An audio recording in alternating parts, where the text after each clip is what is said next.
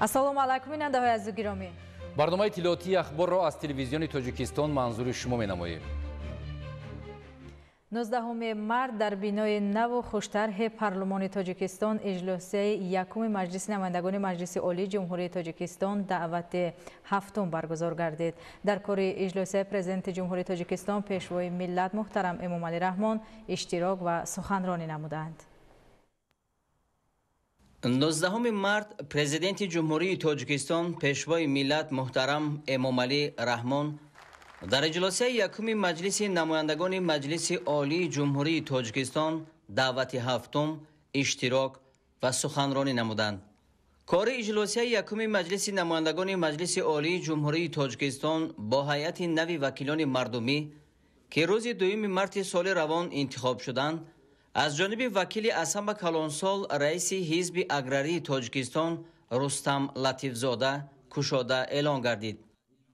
дар оғози иҷлосия суруди миллии Ҷумҳурии Тоҷикистон садо дод. аз ҷониби вакилон регламент тасдиқ, тартиби баргузории иҷлосия ва инъикоси ҷараёни кори иҷлосияҳои Маҷлиси намояндагони Маҷлиси Олии Ҷумҳурии Тоҷикистон дар воситаҳои ахбори омма муайян шуда, комиссияи муваққатӣ ба ҳисобгирии овозҳо оид ба интихоби роҳбарони сохторҳои Маҷлиси намояндагони Маҷлиси Олии Ҷумҳурии Тоҷикистон интихоб карда шуд.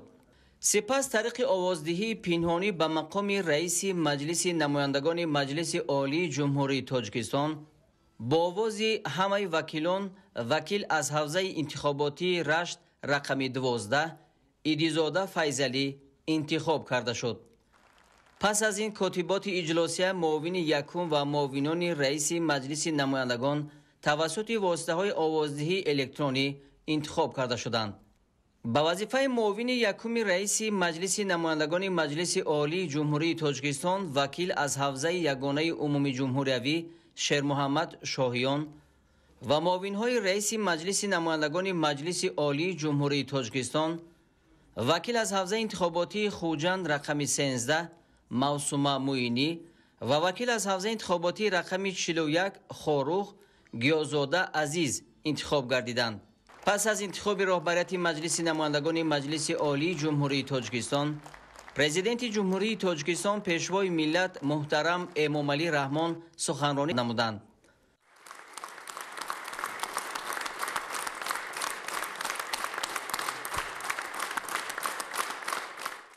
муҳтарам вакилони Маҷлиси намояндагон, ҳамаи шуморо самимона ба муносибати сазовор шуданатон ба боварии халқ, яъне интихоб гардидан ба масъади вакили Маҷлиси намояндагони Маҷлиси Олии Ҷумҳурии Тоҷикистон табрик мегӯям.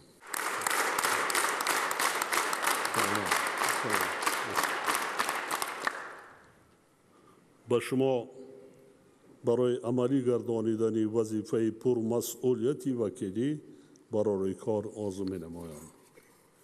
ҳамчунин Идизода Файзалиро ба муносибати раиси Маҷлиси намояндагони Маҷлиси Олии Ҷумҳурии Тоҷикистон, Шермуҳаммад Шоҳиёнро ба муносибати муовини аввал ва муовинони раиси Маҷлиси намояндагон интихоб шудани Муинӣ Мавсума Гиёзода Азиз табрик гуфта, ба онҳо низ барору комёбӣ мехоҳам.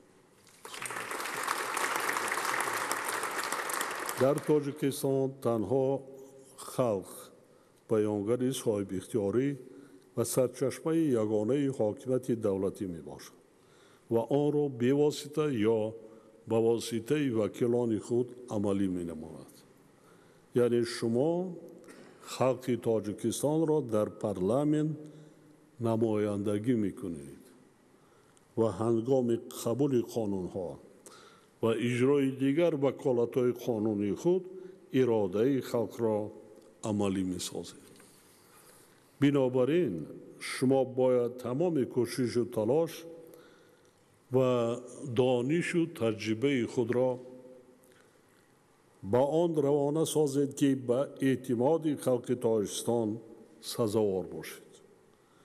و مسئولیت بسا مهم خود را در نزد مردم کشور سربلندانه اجرا نماید.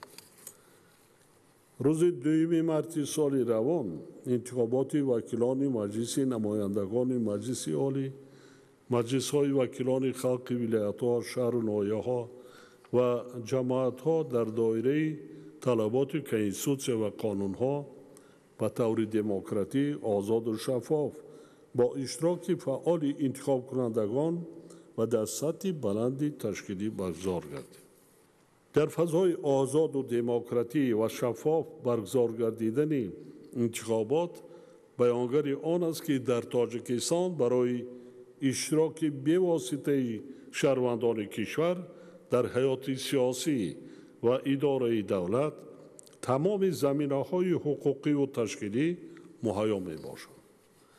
برگزاری این چهارمین مهم سیاسی از جانب نمایندگان سازمان‌های با نفوذ بین‌الاخلاقی و ناظران ملی و بین‌المللی در سطح بلند ارزیابی گردید. مردم صاحب فرهنگ سربلند تاجیک بار دیگر به جهانیان اثبات کردند که به خاطر آینده نیک تاجیکستان آزاد و صاحب اختیار و آسوده و پیشرفته خود در چهاربینی‌های مهم سیاسی با حس بلندی وطن دوستی، اعتماد به فردای آرام و آسوده، با درک مسئولیت شهروندی و متحدی و سرجمعی اشتراک می‌کنند. وکیلانی که امروز در این تالار حضور دارند در روند واخوری و صحبت‌ها با انتخاب کنندگان و ترغیب و تشویق برنامه‌های پیش از انتخاباتی خود سطح بلند فرهنگی سیاسی و حقوقی نشان دادند و سزاوار اعتماد مردم گردیدند. اکنون هر یک وکیل باید برای عملی کردن برنامه‌های پیش از انتخاباتی خود سعی و تلاش نماید. ضمن قبول قانون‌ها و حل دیگر مسائل‌ها منفعت جامعه، دولت و شهروندان را محور فعالیت خویش قرار دهد و برای رشد استوار اقتصادی و اجتماعی کشور و بالاروی سطح نیکوحوالی ساکنان مملکت صادقانه کوشش نماید. اطمینان دارم که وکیلان از حزب‌های سیاسی انتخاب شده نیز در اساس منفعت‌های ملی و دولتی فعالیت کرده در تحکیم صلح و ثبات، وحدت ملی و پیشرفت و آبادی مملکت سهمی ارزنده می‌گذارند. به هیئت نوی پارلمانت عالمان، حقوقشناسان و اقتصاددانها، صنعتچیان و کارمندان ساحه‌های علم و معارف، تندرستی و کشاورزی، انرژتیکی و ساختمان و نمایندگان کسب و کارهای دیگر انتخاب گردیدند که هر یک آنها متخصصان صاحب تجربه و شخصیت‌های آبرومند و شناخته شده جامعه میباشند.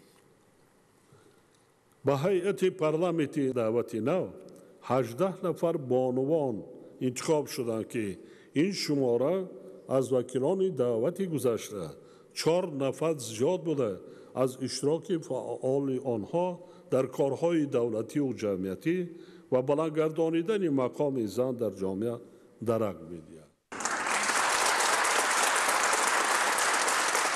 وکیلان گرامی، نقش قانونگذاری در عملی گردیدن هدف‌های استراتژی کشورمان مهم میباشد. جامعه محض توسط معیارهای قانونگذاری که نظام و ترتیبات را تأمین می‌نمایند پیش می‌رود. برای تحکیم و تکمیل نظام قانونگذاری سالهای آخر در مملکت کارهای زیاد انجام داده شدند.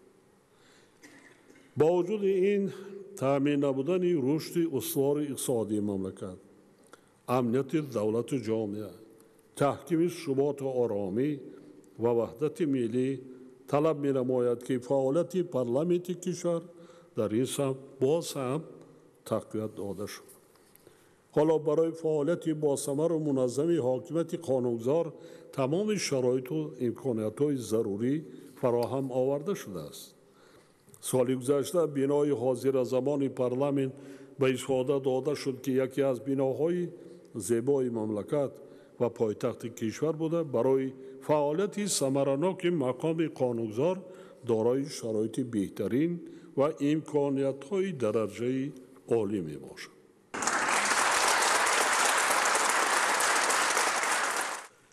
قبول سریع‌وقتی سندهای قانونگذاری نیز خیلی مهم و ضروری می باشد، چون که قفامانی در این سمت باعث ایجاد مانع‌ها در رشد استوار اقتصادی و اجتماعی و فرهنگی کشور می گردد. بنابراین مقام قانونگذار را ضرور است که همکاری را با مقامات داخلدار، خصوصاً با سوبیکت‌های حقوقی، تشبثی، قانونگذاری و مقامات تطبیق کننده حقوق مصدق شد. در تکمیل قانونگذاری و بلندبرداشتن صفت آن سهم مؤسسه‌های علمی و پژوهشی نیز باید نظررس باشد. مؤسسه‌های ذکر شده ضرورت قبول و تغییر سندهای قانونگذاری، عامل‌های ابجکتیوی و سوبیکتیوی، اینچنین مکانیزم اجرای آنها را همه جانبه آموخته باید به سوبیکت‌های حقوقی، تشبث قانونگذاری، پیشنهادهای داخلدار منظور نمایند که برای تهیه قانون‌های مکمل و عملی گردیدن آنها مهم می‌باشد. مقصد اساسی قانونگذاری تأمین حقوقی هدف‌هایی میباشد که در سندهای استراتژی و برنامه‌ای ما معین گردیدند. بنابراین معیار اساسی صفت سند قانونگذاری مطابقت آن به هدف‌های جامعه و دولت باید باشد. وابسته به این ضرور است که در برابر نشاندهنده‌های رشد اقتصادی و اجتماعی و فرهنگی سندهای قانونگذاری نیز مورد ارزیابی قرار داده شود. از این رو مجلس عالی و دیگر مقامات مربوطه در دایره صلاحیت خود تحلیل هر ساله وضع قانونگذاری را انجام داده، مطابقت نظام قانونگذاری را با وظیفه‌هایی که در نزد جامعه و دولت قرار دارند معین نمایند و آیل به مکمل گردانیدن قانونگذاری چاره‌های سودمند اندیشند. حاضرین گرامی، مسلم است که رشد استوار اقتصادی و اجتماعی مملکت و پیشرفت با سرعت آن تنها در صورت تأمین بودن امنیت ملی، ثبات سیاسی، صلح و وحدت و آرامی و آسودگی خلق تاجیکستان امکان پذیر می باشد. برای تأمین نمودن این هدف حکومت مملکت تمام چاره‌ها را اندیشیده ایستاده است. از جمله با مسئله آماده کردن متخصصان به شرایط امروزه جوابگوی برای ساختارهای نظامی و مقامات حفظ حقوق، بلندبرداشتن سطح کسبیت و مهارت و ملکه آنها، تحکیم و تقویت زمینه‌های مادی و تکنیکی جزو تام‌های حربی و مقامات حفظ حقوق اهمیت دائمی و اولین درجه داده می شود. در این روند تأمین نمودن قانونیت و ترتیبات حقوقی، پیشگیری و مبارزه با جنایتکاری، خصوصاً جنایت‌های خطرناک معاصر، تروریسم و اکستریمیسم سمت افزایشناک به شمار می رود. زیرا این ظاهرات وقتهای آخر به خطر گلوبالی تبدیل یافته تمام اهل بشر را به تشویش و نگرانی آورده است. برای پیشگیری و مقاومت با این خطرها ما باید فعالیت خود را بیش از پیش گسترش دهیم و همیشه با مردم باشیم.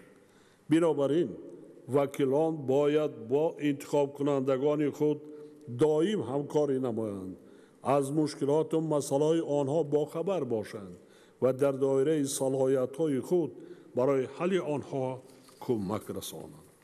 یک کاری که شما میکنید با مردم، این معلومات‌های دقیق از پیام رهبر دولت به پارلمان.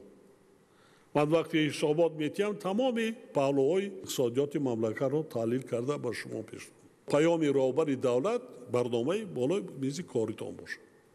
در رابطه با این خاطر نشان می‌نمایم که حکومت مملکت تمام کوشش و تلاش خود را برای برهم برداشتن نیکوحوالی مردم پیش از همه توسط نائل گردیدن به هدفهای استراتژی ملی، رسیدن به استقلالیت انرژتیکی، حفظ امنیت آذوقه‌واری و صنعت‌کنانی با صورت کشور روانه نموده است. برای عملی نمودن هدفهای ذکر شده ما برنامه‌های زیادی اقتصادی و اجتماعی را قبول و عملی گردانیده ایستاده‌ایم. در این راستا ضرور است که برای اجرای باصفت و سریع‌وقتی استراتژی ملی رشد کشور برای دوره تا سال 2030 تمام ذخیره و امکانات‌ها سفربر کرده شود. از جمله ضرور است که رشد اقتصادی کشور همه ساله در سطح نکم از 8% نگاه داشته اداره‌کنی ثمرناک اقتدارهای موجوده، تأسیس کارخانه‌های استحصالی و جایهای کاری نو، بلند برداشتن رقابتناکی محصولات وطنی و تقویت اقتدار صادراتی مملکت تأمین کرده شود. یکی از راه‌های رسیدن به این هدف‌ها هرچی بیشتر جاری نمودن تکنیک و تکنولوژی‌های معاصر، رقمی کنانی اقتصادیات و اینوواسیون میباشد. محض با همین مقصد سالهای 2025-2030 سالهای رشد اقتصادی رقمی و اینوواسیون اعلام کرده شدند. ضرور است که در این سمت تدبیرهای مشخص اندیشیده هرچه زودتر زمینه‌های حقوقی از جمله قانون‌های دخلدار برای گذریش به اقتصاد رقمی تهیه و قبول کرده شوند. همچنین به مجلس نمایندگان ضرور است که بر رقمی کنانی فعالیت خود و گردش الکترونی حجت‌ها دقت جدی دهند. در این مسئله نقش شما وکیلان محترم بسیار مهم میباشد. وکیلان محترم، یکی از سمت‌های مهم همکاری حکومت با مجلس نمایندگان تهیه، قبول و اجرای بودجه دولتی میباشد. همکاری‌های باثمر در این سمت امکان می‌دهند که بودجه دولتی درست تهیه و اجرا گردد. در نتیجه فعالیت منظم و مرتب وزارت اداره‌ها، مقامات اجرایی محلی حاکمیت دولتی و دیگر ساختار و تشکیلات‌های از بودجه مبلغ داری شونده تأمین می‌گردد که این کفالت مهمی پیشرفت و ترقیات جامعه میباشد.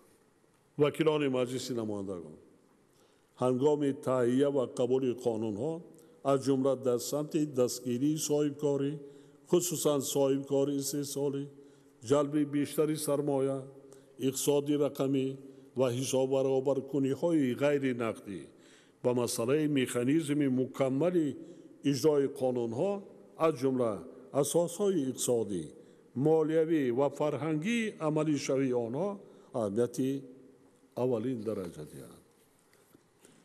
در عملی شوی قانون‌ها دانستن و از خود نمودن آنها مهم و ضرور میباشد. بلند برداشتن معرفت حقوقی شهروندان مسئله کلیدی در این سمت میباشد، زیرا شخص دارای دانش و فرهنگ حقوقی قانون‌ها را احترام، رعایت و اجرا می‌نماید که این باعث تامین گردیدن قانونیت و ترتیبات و ثبات و پیشرفت جامعه می‌گردد. وکیلان ارجمند، تاجیکستان در ادامه تشبس‌های بین‌المللی سازنده خود دایر به پیشبرد مسائل آب و اقلیم سال 2025 در همکاری با سازمان ملل متحد کنفرانس اولین سطح بلند عاید به حفظ پیرک‌ها را دایر می‌نماید. ضرور است که تشبس‌ها در سمت آب و اقلیم و کاهش دادن خف‌های طبیعی ادامه داده جهت تقویت همکاری‌های بین‌المللی در قالب روند آب دوشنبه تدبیرهای ثمره‌بخش اندیشیده شد. این روند همچنین فعالیت هرچه ثمره‌بخش پارلمانت را تقاضا می‌نماید. تحکیم و توسعه همکاری‌های بین پارلمانتی گسترش همکاری‌های دو جانبه و بسیار جانبه با کشورهای دور و نزدیک به تهیه و قبول قانون‌های مکمل و جوابگو با منفعت جامعه، تقویت سیاست خارجی و بلند برداشتن نفوذ و اعتبار بین المللی کشورمان مساعدت می‌نماید. در برابر این وکیلان مردمی باید همکاری را با دیگر شاخه‌های حاکمیت دولتی، حاکمیت اجرایی و سودی، نهادهای جامعه شهروندی، اینچنین انتخاب کنندگان گسترش بخشند. چنین همکاری‌های سودمند امکان می‌دهد که قانون‌های مکمل و سریع قبول کرده شوند.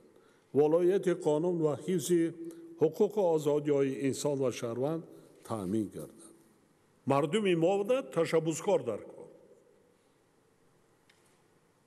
هزارها مؤسسه تعلیمی امروز صاحبکاران ما بنیاد کرده ایستادند.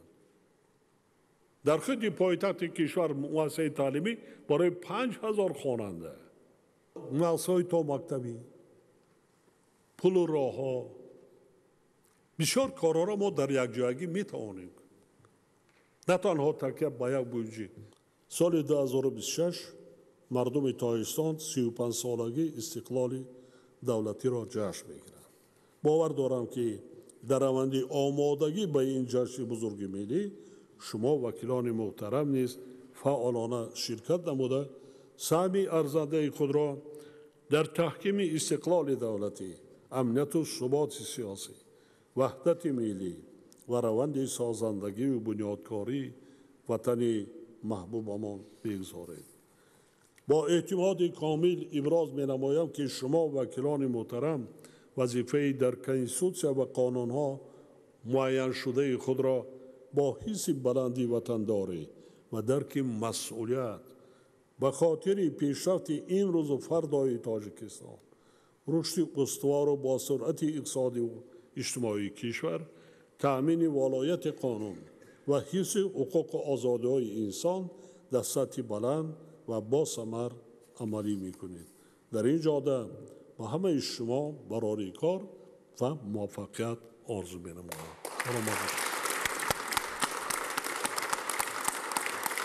سلامت باشید. سلامت باشید.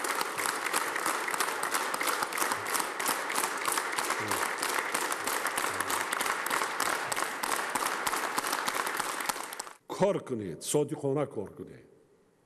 با منفعت ملت و دولت کار کنید. صدقاً با ذوق کار کنید. به نهایت حجم کارمان زیاد است. با حکومت همکاری کنید، حکومت‌های محلی کار کنید، همکاری کنید. با حوزه انتخاباتی خودتان با مردم کار و فعالیت کنید. شرایط زندگی، شرایط کار درجه عالی. حس ملی داشتن در کار. صدقاً وطن خود را دوست داشتن در کار. حس بلند ملی داشتن در کار. ببینید امروز در جامعه جهانی چگونه پروسس‌های وضعی رفته ایستاده است. یعنی ما با صبر و تحمل باشیم، متحد باشیم. در وقت‌های دشوار و وزین یکدیگر را دستگیری کنیم. بنیاد مکتب بزرگ است.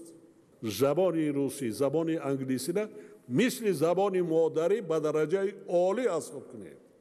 میرویم سفرهای خارجی زیاد میرویم. همکاری‌های پارلمانی با تمام دولت‌های دنیا، 180 دولت دنیا را ما رابطه‌های دیپلماتی داریم. وقتی که رفتیم همونجا میفهمیم که پرزیدنت برای چی میگوید. زبانی پاکیزه داشته باش. نمونه عبرت باشید شما. موفقیت برای کار.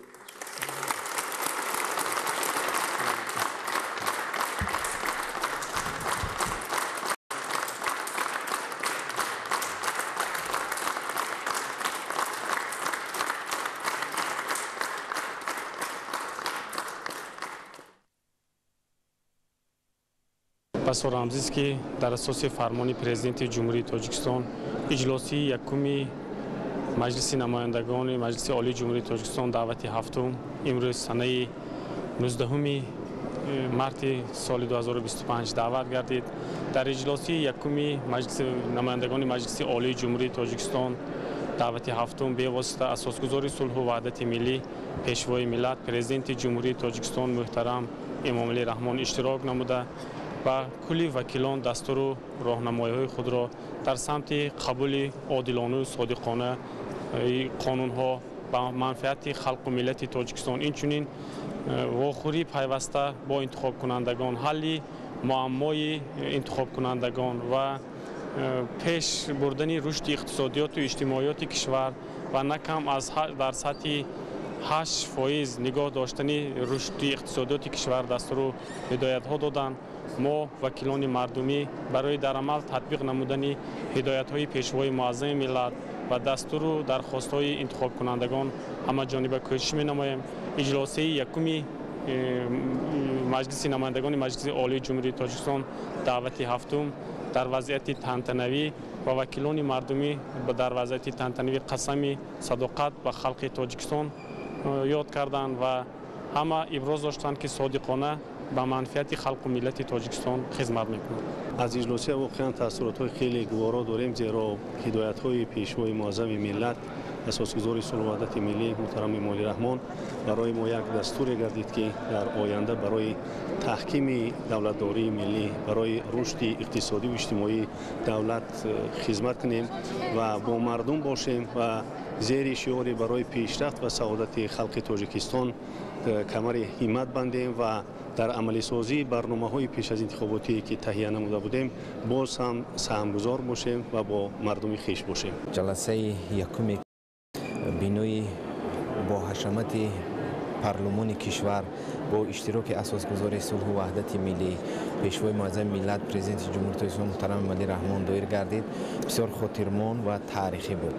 албатта дар ҳайати парлумони кишвар имрӯз тибқи овоздиҳӣ ва райпурсӣ ки аксарият ҷавоно яъне ғолиб омаданд ва аз ҷониби пешвои миллат ба хушӣ пазируфта ва барои фаъолияти минбаъда дастуру ҳидоятҳои мушаххас махсусан дар вазифаҳое ки ба зиммаи ҳар як нафар гузошта шуд бо як завқ бо як шавқ яъне иҷрои он дар мадди аввал гузошта шуд ва ки ин ҳайати нави парлумон дар оянда ҷиҳати боз ҳам ба ҳадафҳои олӣ расидани мамлакати азиз, ҷиҳати волояти қонун ва ҷиҳати таҳия ва қабули қонунҳо яъне содиқона ва поквиҷдонона ширкат меварзанд. имрӯз ҷаласаи якуми даъвати ҳафтуми маҷлиси намояндагони маҷлиси олии ҷумҳурии тоҷикистон бо иштироки асосгузори сулҳу ваҳдати миллӣ пешвои миллат президенти ҷумҳурии тоҷикистон муҳтарам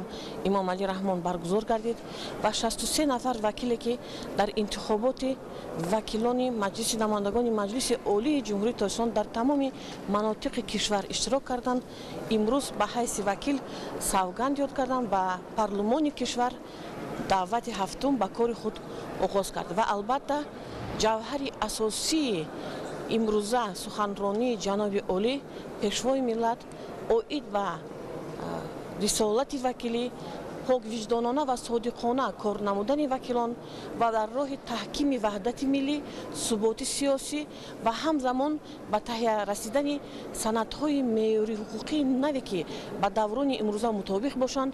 воқеан имрӯз барои мо вакилони даъвати ҳафтуми маҷлиси намояндагони маҷлиси олии ҷумҳурии тоҷикистон рӯзи саид, рӯзи фархунда ва хеле хотирмон аст, зеро дар ҷаласаи аввали ин даъват пешвои муаззами миллат президенти ҷумҳурии тоҷикистон муҳтарам эмомалӣ раҳмон иштирок намуданд ва кулли вакилонро ба ин муносибат табрик намуда дар зимн ба мо як қатор вазифагузориҳо намуданд ки воқеан пеш аз ҳама дар меҳвари суханронии пешвои муаззами миллат ин беҳбуд гардонидани сатҳи зиндагии мардум буд ва саодати мардум буд ва инчунин моро тақозо намуданд ки дар таҳия ва қабули қонунҳои ҷумҳурии тоҷикистон софдилонона поквиҷдонона ва содиқонона фаъолият намоем. тамоми вакилони маҷлиси намояндагон суханҳои асосгузори сулҳу ваҳдати миллӣ пешвои муаззами миллатро ҳамчун یک روزنامه و یک سرمشق کاری خود قرار می نمایند، چون که هر یکی آنها نماینده خلق تاجیکستان در این مجلس می باشند و این چنین تقاضا نمودند که با برابر وکیل مجلس نمایندگان بودن از مشکلی های مردم آگاه باشند و به مشکلی های مردم رسیدگی نمایند. افتخار از آن میکنم که واقعا امروز زنان و مادران تاجیک در مقام عالی قانونگذار فعالیت میکنند و البته این مسئولیت ما را دوچند میکند و هنگام تهیه قانون ها حقوق و منفعت های انسان و شهروند را به نوبت گرفته در تحکیم وحدت ملی و استقلالیت دولتی کوشش به خرج میدهیم. اعتراف جشن اجدادی نوروز خجسته از جانب جامعه جهانی شهادتی به بحث اعتراف تاریخ و تمدن پرغناوت، فرهنگ، رسم و آیین و عنعنه‌های عبرت آموز گذشتگان بوده، تجلیل پرشکوه آن در سراسر جهان نشان احترام به سنت‌های دیرینه مردم آریاتبار است. نوروز چون سال نو ملی از آمد سال نو مژده آورده، دارای عنصرهای خاص می باشد و آن افاده کننده بیدارشوی طبیعت، پاکی روح و روان، استقبال روزی نو و کار و پیکار نکو است.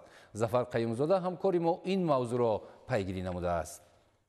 نوروز چون رمزی بیداری طبیعت و ارتباط تمدن‌ها دارای رسم و آیین‌های زیادی بوده تا به امروز در میان مردم رایج است. نوروز پیوندگر نسل‌ها، منادی صلح و آسایش و دوستی و رفاقت میان خلق‌های جهان بوده. در عرفه جشنگیری آن مردم شریف تاجیکستان با دلگرمی و مهر و صداقت بی‌کنار یکدیگر را به این روز مبارک شاد باش میگویند. در این جشن از دل بیرون کردن کینه‌ها و بخشیدن یکدیگر، هر گونه خورش‌های بهاری آماده کردن و به عائله‌های کمبیزاعت و مستمندان دراز نمودن یکی از آیین‌های خاص نوروز به شمار می‌رود. چون نوروز عالم افروز و خجسته‌پای هیچ یک ایده و هیچ یک بزرگی در مسیر تاریخ گذشتگان ما با این شکوه و با این شهامت، با این بزرگی، با این خلاقیت و با همین عظمت از خود درک نداده است.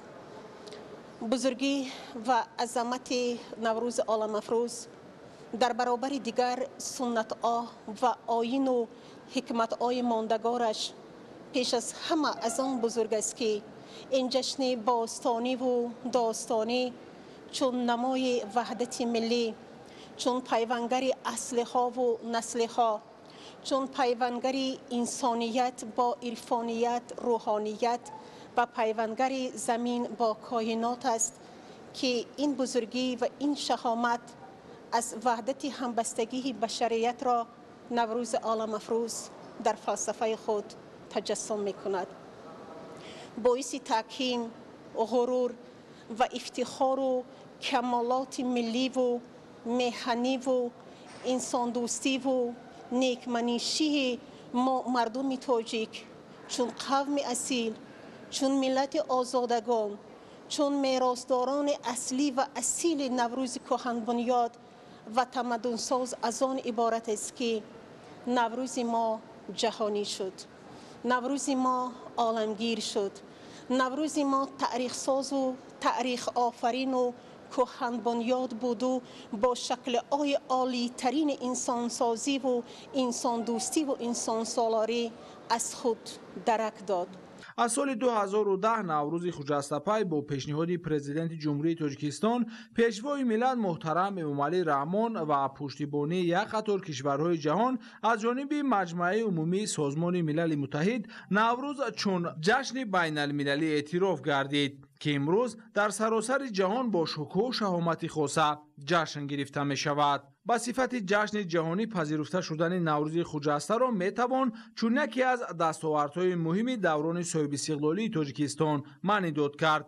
نوروز چون نشانه پیوند ازلی انسان با طبیعت هنگام اعتدال روز و شب و عوض شدن سال فرا می رسد و با قدوم آن دوره جدید حیات مخلوقات آغاز می شود. این دوره است که زمین به محور خورشید برآمده، روز و شب برابر می شود و کلی انسان و موجودات را روح و روانی تازه بخشیده به آینده نیک، روزگاری آباد و پیشرفت و سازندگی هدایت می نماید. فلسفه اصلی نوروز این نه تنها خرسندی است، بلکه یک حکمت هست که حکمت آن دیالکتیک است، یعنی تغییر و تحول انسانیت پیش از همه در ظاهر، در باطن، در علم، در معرفت، در جامعه، در درک، در شعور و در معنویت و اخلاق و انسانیت است. نوروز چون رمزی استوار تمدن‌ها همیشه محافظتگر ملت، زبان، رسم و آیین و فرهنگ و تاریخ می باشد.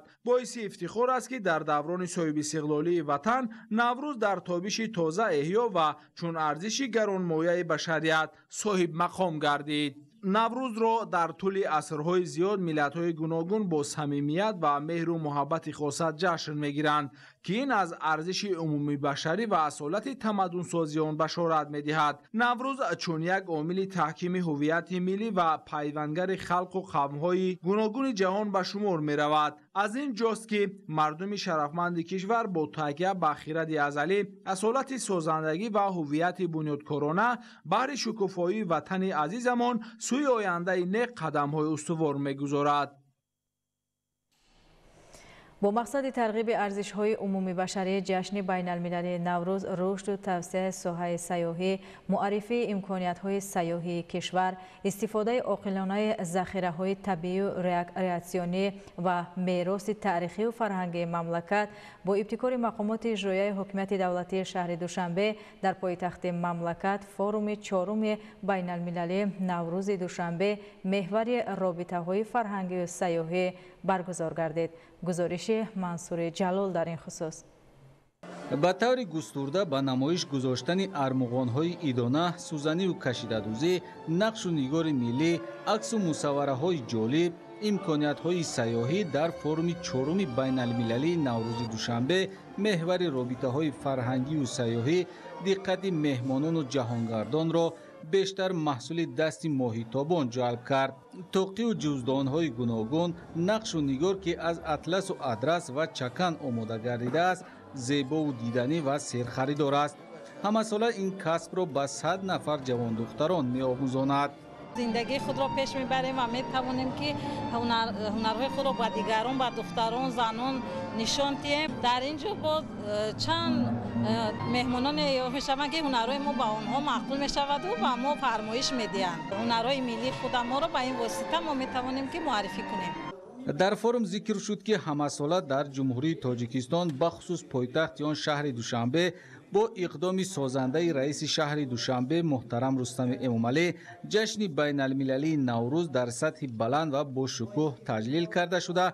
در دایره آن چرابینه‌های مختلف فرهنگی و فراغتی، علمی و عملی و عمومی و ورزشی با شهامت خاصه برگزار می‌گردند. اشتراکداران در موضوعهای وابسته به نوروز معروضه ها نمودند. تاکید گردید که با شرافت استقلال و آزادی و عزم و تلاش‌های پیگیرانه پرزیدنت جمهوری تاجیکستان پیشوای ملت محترم امامعلی رحمان، جشن بین المللی نوروز در قطار دیگر جشن‌های ملی مضمون و ماهیت نو پیدا کرده و بهترین آیین‌های عمومی بشری تبدیل یافته است. پیک وحدت و همگرایی، همدلی و همنوایی هر خلق و هر ملت است.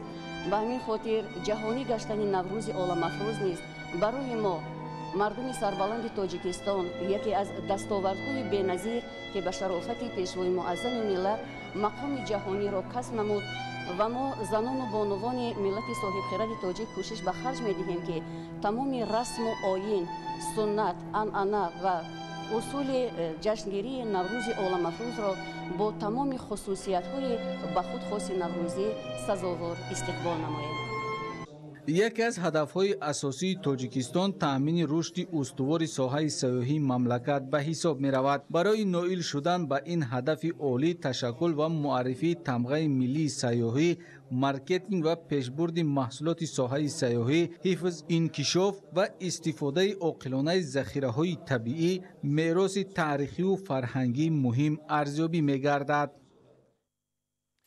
فستیوال جهانی جوانان تحت عنوان نوروز جوانان که باری نخست با اشتراک جوانان از 26 دولت جهان و نمایندگان سازمان ملل متحد، سازمان همکاری شانگهای و سازمان همکاری اسلامی در مملکت جریان دارد، نشان توجه و دستگیری و سیاست جوانپرورانه پرزیدنت جمهوری تاجیکستان پیشوای ملت محترم امامعلی رحمان نسبت به این قشر فعال و سازنده می باشد. از رفت فستیوال مذکور همکارمان معروف نظرزاده گزارش می دهد. فستیوال جهانی جوانان تحت عنوان نوروز جوانان که در آن 100 نفر جوانان فعال و تشبسکار از 26 دولت جهان و 3 سازمان بانفوذ بین المللی، سازمان ملل متحد، سازمان همکاری شانگهای و سازمان همکاری اسلامی اشتراک دارند، از 16 مارت آغاز شده تا 21 مارت سال روان ادامه می‌یابد. جوانان بعد مراسم افتتاح در کتابخانه ملی تاجیکستان و اشتراک در سمینار نوروزی که تحت عنوان نوروز همچون رمز نوسازی و هماهنگی با طبیعت برگزار گردید به شهر و نواحی ولایت سوغ سفر کردند. نخست در ناحیه عینی اشتراکچیان را با رسم آیین و مهمانوازی خاص تاجیکانه استقبال گرفته با اینهای نیک نوروزی شناس نمودند. سپس کاروان جوانان به شهر پنجکین تشریف آورده در مسابقه بین المللی گشتنگیری شرکت ورزیدند و به رشد و انکشاف ورزش در تاجیکستان و مهارت ورزشگران تاجیک بهای بلند دادند. همین طور اشتراکچیان به شهرهای استرافشان و خوجند سفر کرده با موضعهای تاریخی و سنت‌های خاص نوروزی در تاجیکستان صاحب استقلال آشنایی پیدا کردند و از مهمان‌نوازی خاص تاجیکانه، طبیعت ناتکرار و افسانه‌ای تاجیکستان، تنتنه‌های جشن نوروز بین المللی و سطح برگزاری فستیوال جهانی جوانان اظهار قناعتمندی نمودند. ҳайати мо дар форуми ҷаҳонии ҷавонон ки мизбонии онро тоҷикистони ободу зебо ба уҳда дорад ҷумҳурии беларусро намояндагӣ мекунад. ин қадар мардуми зиндадилу меҳмоннавоз доштааст тоҷикистон. мо вақте аз душанбеи нотакрор ба вилояти суғд сафар кардем, ростӣ дар як роҳ ва дар як вақт ман 2 фасли солро дар кишвари шумо мушоҳида кардам.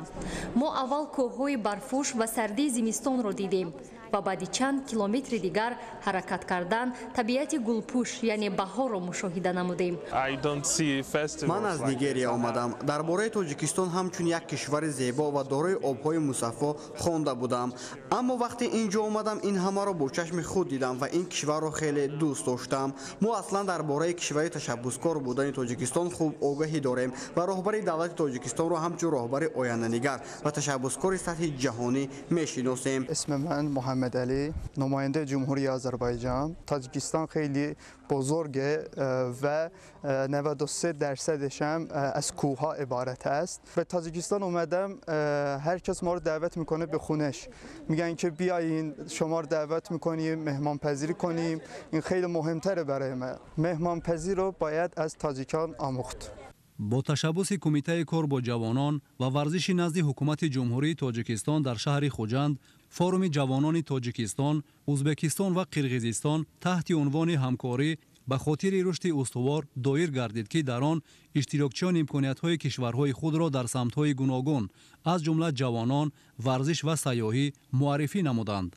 همچنین در دایره فورم 6 جلسه در موضوعهای همکاری جوانان، کلید رشد استوار، راه‌های رشد صاحبکاری جوانان در تاجیکستان، ازبکستان و قرقیزستان، همبستگی اجتماعی و استواری در راه حل مشکل‌ها، مشکلات اکولوژی منطقه از نگاه جوانان، معرفی تشبس‌های مشترک تهیه شده و خریطه راه همکاری برگزار شد که نمایندگان کشورها دایر به این مسائل مبرم روز میان هم تبادل افکار نمودند.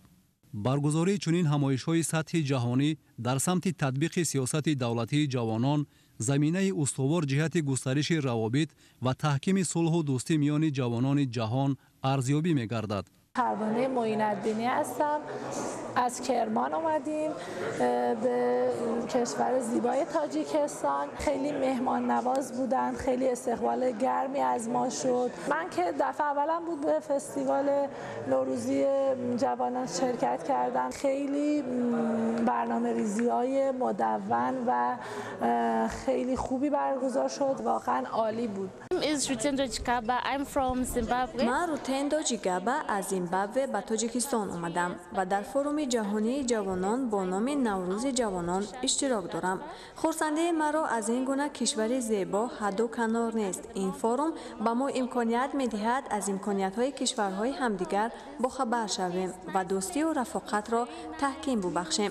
با تاجیکستان زیبای و پیشرفته برای تشکیل چنین یک چهاربینی مهم سطح جهانی تشکر می‌گوییم. نام من شاهرخ است. من از ازبکستان آمدم. طبیعت تاجیکستان، هوای تاجیکستان خیلی تازه است.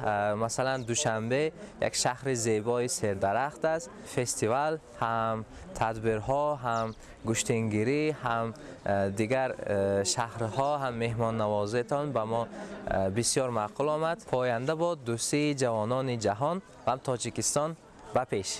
فستیوال جهانی جوانان تحت عنوان نوروز جوانان همایش مهمی بین المللی در شکل گرفتن افزای سیاسی جهان به شمار می رود که هدف آن متحد نمودن جوانان کشورهای گوناگون در روحیه دوستی، مبادله فرهنگی و رشد استوار است. این فستیوال که از عنعنه‌های خاص نوروز ترکیب یافته، مرام اساسیش انسان دوستی و صلح آفری است، رمز متحدی، یگانگی و صلح بین ملت‌ها می باشد. در جهان معاصر که در اساس پرینسیپ‌های احترام همدیگری، تحمل پذیری و همگرایی اساس یافته است، نقش جوانان در تمام عرصه‌ها تا رفت مهمتر می‌گردد. همین است که در جمهوری تاجیکستان سیاست دولتی جوانان سمت افضلیتناک سیاست حکومت مملکت به شمار رفته. این قشر فعال و سازنده پیوسته از جانب پیشوای ملت محترم امامعلی رحمان مورد پشتیبانی و دستگیری قرار می‌گیرند. برگزاری فستیوال جهانی جوانان تحت عنوان نوروز جوانان با اشتراک نمایندگان 26 دولت جهان و 3 سازمان معتبر بین المللی در جمهوری تاجیکستان روزهای 16 21 مارس سال روان گواه دستگیری یافتن تشبس‌های سازنده نه تنها جوانان تاجیکستان بلکه جوانان کشورهای عالم است. معروف نظرزاده امینجان خوجازاده برای برنامه اطلاعاتی اخبار از شهر خوجند.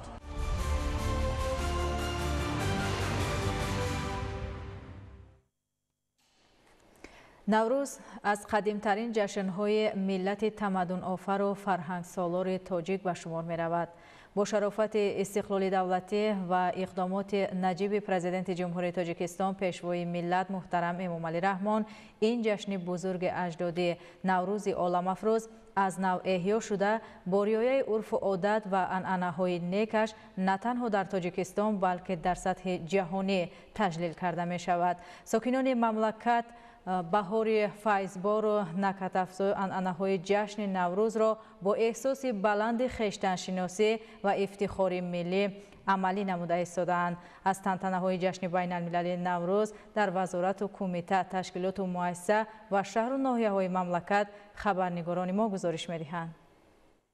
19 март дар вазорати меҳнат муҳоҷират ва шуғли аҳолии ҷумҳурии тоҷикистон бахшида ба ҷашни байналмилалии наврӯз барномаи пуршукӯҳи фарҳангӣ фароғатӣ баргузор гардид ки дар он намояндагони дастгоҳи иҷроияи президенти ҷумҳурии тоҷикистон масъулин ва кормандони зерсохторҳои вазорат адибону шоирон ва аҳли фарҳангу санъат иштирок намуданд. қабл аз оғози намоиши ҷашнӣ иштирокчиён бо намоишгоҳи расму оинҳои мардумӣ, дастранҷи деҳқонон, косибону оҳангарон ва таомҳои миллии хоси наврӯзӣ шинос шуда ба маҳсули эҷоди ҳунармандону тароҳон, кадбонувони моҳир ва тарзи оростани дастархони идона баҳои баланд доданд. зимни чорабинии ҷашнӣ таъкид гардид ки маҳз бо шарофати истиқлоли давлатӣ ва иқдомҳои таърихии президенти ҷумҳурии тоҷикистон пешвои миллат муҳтарам эмомалӣ раҳмон ба мо муяссар гардид ки наврӯзи оламафрӯз ин ҷашни муқаддас ва файзбори ориёиро ки таърихи беш аз 6000 сола дораду давоми ҳазорсолаҳо ҳаёти маънавии миллати тоҷикро ғанӣ мегардонад, аз нав эҳё ва ба ҷаҳониён муаррифӣ намоем. дар ҷараёни чорабинӣ таъкид гардид ки имрӯз бо ифтихор ва шодмонӣ метавон гуфт ки наврӯз чун пештара ҷойгоҳи худро соҳиб гардида дар саросари ҷаҳон бо шукӯҳу шаомати хоса таҷлил карда мешавад. احیای رسم و آیین‌های نکوی نوروز و ترغیب و تشویق شایسته آن در جمهوری و بیرون از آن ثابت می‌نماید که تاجیکستان وطن نوروز و وارث و پاسدار این سنت پرافتخار باستانی است. چورابینی جشنی با سرود و ترانه‌های تجسم کننده سنت‌های نوروزی انجام یافته یک قطار کارمندان فعال با تحفه‌های خاطروی قدردانی گردیدند.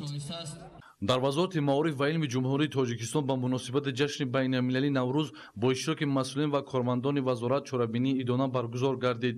зимни баргузории чорабинӣ иброз гардид ки ҷашни наврӯзи байналмилалӣ яке аз маросимҳои суннатии мардуми тоҷик ба ҳисоб рафта бо сифатҳои башардӯстонааш аз ҷониби ҷомеаи ҷаҳонӣ ҳамчун дастоварди беназири фарҳанги умумии инсонӣ пазируфта шудааст. бо таъкиди иштирокчиёни чорабинӣ ки наврӯз дар қатори меҳргон тиргон сада аз бостонтарин ҷашнҳои ниёгони бароманди маърифатоини мост, муҳимтар аз ҳама ин фархунда ҷашн мубаллиғу ифодагари дӯстию рафоқат, сулҳу ваҳдат, ростию покизагӣ ва бахту саодат буда инсонҳоро ба накӯкорӣ даъват менамояд.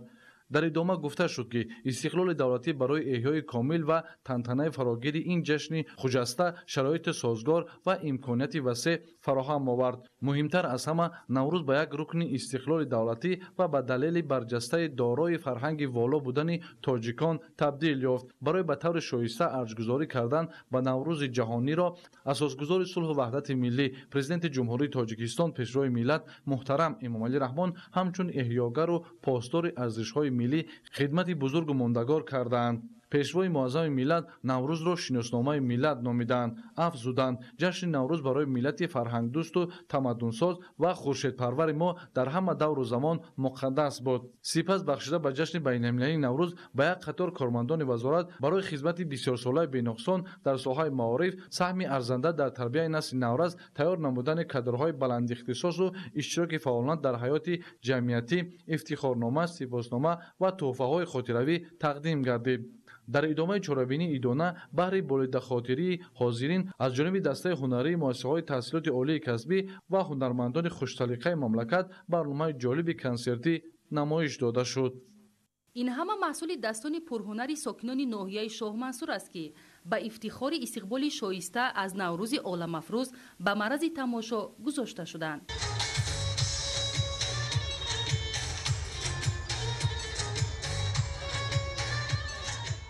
дар ин лаҳзаҳои пур аз фараҳу шодмонӣ намояндагони ҳукумати шаҳри душанбе ва фаъолону меҳмонон аз намоиши ҳунарҳои мардумӣ, хӯрокҳои наврӯзӣ аз ҷумла далда, суманак, оши буридаву тӯпа, ширбиринҷ, маҳсулоти нонӣ ва дигар шаклҳои дастранҷи ҳунармандон дидан карданд. дар фазои амну субот таҷлил намудани ҷашни байналмилалии наврӯз натиҷаи талошу тадбирҳои ҳамешагии роҳбари давлат муҳтарам эмомалӣ раҳмон буд. мақоми байналмилалӣ гирифтани ин ҷашн боиси ифтихору сарфарозии тоҷикони рӯи олам мебошад.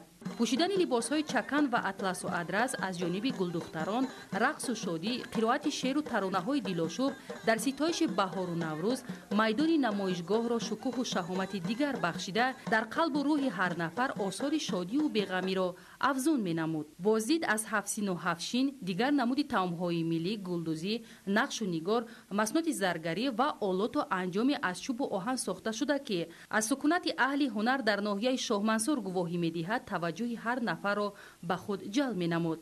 ташкилу роҳандозии машқу бозиҳои варзишӣ марбут ба мавсими баҳору наврӯз чорабинии ҷашниро шукӯҳу шаҳомати хоса бахшида майлу рағбати беандозаи наврасону ҷавонони ноҳия ба намудҳои гуногуни варзишро собит менамуд. این هنری دستی خود من وقتی که من قطعی همی بودیم که کودکیم همی چیزا که دیده بودم میدوختم ذوق تو حضور هستن خود من همی هنر بسیار خستندم که بسیار جوان دخترها اومدن یاد گرفتن خرسند با حضور کودکای بسیار صدیق دهند که او با ذوقشون حواسشون زیادتر است او را قریب بگیم نابیره خودم هسته قریب او را یاد دادم. дар сатҳи баланд ва бо риояи расму оинҳои миллати соҳибтамаддуни тоҷик истиқбол намудани наврӯзи хуҷастапай дар ноҳияи шоҳмансур боиси фараҳмандии пирӯбарно гардид ки осори шодию хушҳолӣ аз чеҳраи ҳар нафар хонда мешуд. дар идома аз ҷониби аҳли фарҳанг барномаи рангини консертӣ доир карда шуд. дар академияи миллии илмҳои тоҷикистон ҷашни наврӯзи байналмилалӣ бо шаҳомати хос ва риояи оинҳои наврӯзӣ таҷлил гардид. пеш аз оғози чорабинии ҷашнӣ ба муносибати наврӯзи байналмилалӣ конфронси илмии амалӣ таҳти унвони наврӯзи ҷаҳонафрӯз доир шуд. таъкид гардид ки ҳамасола дар айёми баҳори нозанин таҷлил намудани иди байналмилалии наврӯз шукӯҳ шаҳомати хоса дошта мардумро ба дӯстӣ, арзгузорӣ ба арзишҳои ниёгон, меҳнату заҳмати асил ҳидоят менамояд. сокинони тоҷикистон бо оростани дастархони идона ки яке аз суннатҳои муҳими наврӯзӣ мебошад, ин ҷашнро истиқбол мегиранд. гуфта шуд ки таҷлили бошукӯҳи ҷашни наврӯз ва мақоми байналмилалӣ касб намудани он дар баробари эҳёи арзишҳои дигари моддиву маънавии тоҷикон аз ибтикороти наҷиб ва сиёсати фарҳангии президенти ҷумҳурии тоҷикистон пешвои миллат муҳтарам Эмомалӣ Раҳмон буда барои муаррифии шоистаи давлату миллати тоҷик дар арсаи ҷаҳонӣ заминаи мусоид фароҳам овардааст. наврӯз рукни муҳими худшиносии миллӣ, василаи пайванди наслҳо, робитаи гузаштаи имрӯз, эҳёи анъанаҳои зебоипарастӣ, инсондӯстӣ, дурсохтани кинаҳо ва ҳамдигарбахшӣ, рамзи дӯст доштан ва расидан ба қадри зиндагии хушу хуррам мебошад. тоҷикон чун мардуми ориёӣ дар масири таърихи зиёда аз 6000 солаи худ наврӯзро бо шукӯҳ шаҳомати хоса ҷашн мегирифтанд, ки он далели кӯҳанбунёд будани мардуми тамаддунофар ва фарҳангсолор будани тоҷикон омили пояндагии миллат дар шароити равандҳои ҷаҳонишавӣ мебошад. меҳвари ҷашни наврӯзро эҳтиром ба мардум, шинохти вақт, бузургдошти табиат ва арзгузорӣ ба неъматҳои моддӣ ташкил медиҳад. маҳз дарки ҳақиқати онҳо ба худогоҳии маънавӣ ва худшиносии миллӣ, инчунин тавсеаи фарҳанги ахлоқии ҷомеа бевосита мусоидат менамояд. дар идома олимону муҳаққиқон доир ба таърихи пайдоиши ҷашни байналмилалии наврӯз ва моҳияту арзишҳои суннатии миллати кӯҳанбунёди тоҷик баҳри ҳифзи анъана ва ҷашну маросими бостонии ниёгон маъруза намуданд. сипас дар саҳни бинои академияи миллии илмҳои тоҷикистон аз ҷониби олимону кормандони муассисаҳои илмӣ хони наврӯзӣ, ҳафтсин, ҳафтшин ва ҳафтмим гӯшаи ҳунарҳои мардумӣ ва хӯришҳои баҳорӣ муаррифӣ гардид. масъулони академия ба хони наврӯзӣ ва маҳорати эҷодию ҳунарии олимону муҳаққиқон баҳои баланд доданд. таъкид гардид ки наврӯз покиву покизакорӣ ва осудагиву накӯкориро дар ҳама давру замон талқин намуда мардумро ба созандагиву бунёдкориҳо даъват мекунад. ҳамин аст ки ин ҷашни бузург бо шарофати озодиву соҳибистиқлолии ватани муқаддас тоҷикистон на танҳо мақоми расмиро соҳиб гардид, балки бо талошҳои пешвои миллат муҳтарам Эмомалӣ Раҳмон ба ҳайси ҷашни эҳёи табиату зебоӣ мақоми байналмилалиро касб карду чун омили ҳамгироӣ дар замони ҷаҳонишавӣ пазируфта шуд. имрӯз бо сиёсати сулҳҷӯёнаи пешвои миллат кулли башарият маҳаки асосии наврӯзро ки инсонмеҳварӣ, ободкорӣ ва таҳкими дӯстиву ҳамдилист умқан дарк намуда онро ҷузъе аз фарҳанги хеш пиндоштанд ва ҳамасола бо шукӯҳ шаҳомати хоса ҷашн мегиранд. дар чорабинии ҷашнӣ ҳунармандон бо оҳангу сурудҳои дилнишину баҳорӣ хотири ҳозиринро шод намуда фазои наврӯзиро муҳайё сохтанд. дар фарҷом ғолибони мусобиқаи варзиши шоҳмод бо ҷом ва тӯҳфаҳои хотирмон қадрдонӣ шуданд.